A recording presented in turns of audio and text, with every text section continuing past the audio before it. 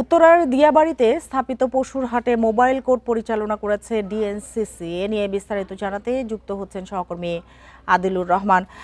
আদিলুর রহমান, এখন কি পরিস্থিতি দেখছেন এবং দিয়াবাড়িতে যে পশুর হাট স্থাপিত হয়েছে সেখানে মোবাইল কোর্ট পরিচালনা করেছে ডিএনসিসি, সেটিতে কি পেল আসলে ডিএনসিসি? আদিলুর, আপনি কি আমাকে শুনতে পাচ্ছেন? আগে দিয়াবাড়ি হাটে একটি ঘটনা জি শুনতে পাচ্ছি। দেখুন, গরুর হাটে ৫% হাসিল নেবার কথা, কিন্তু এখানে যারা ব্যবসায়ী যারা আসেন, ভীম লিকুইড এক ধোয়াতেই তেল চর্বি সব পরিষ্কার মাত্র 50 টাকায়।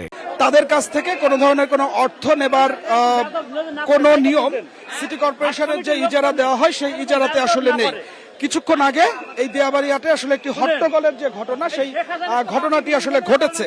তার কারণ হচ্ছে যে এখানকার দুজন ব্যক্তি এই যে এখানে যারা গরুর ব্যবসায়ী যারা নিয়ে এসেছেন, বিভিন্ন এলাকা থেকে এসেছেন, গরু প্রতি ২,০০০ টাকা করে তারা দাবি করেছেন এই উত্তরা দিয়াবাড়ি হাটে।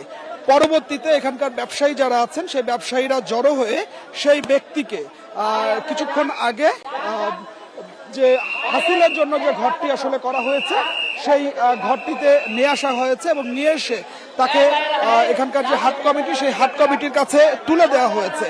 যদিও সেই হাট কমিটি এখন দাবি করছে যে এই ব্যক্তি এই হাট কমিটির কারোর সাথে বা হাট কমিটির সাথে জড়িত নয়, কিন্তু এখানকার ব্যবসায়ী তারা যে একটি সংঘবদ্ধ চক্র তাদেরকে টাকার জন্য হুমকি দিয়েছে এবং সেই হুমকির কারণে মূলত তারা এখানে জড়ো হয়ে প্রতিবাদ করেছে, বিক্ষোভ করছে এবং তারা বলছেন যে এই ধরনের অরাজকতা হাটে বন্ধ করা দরকার।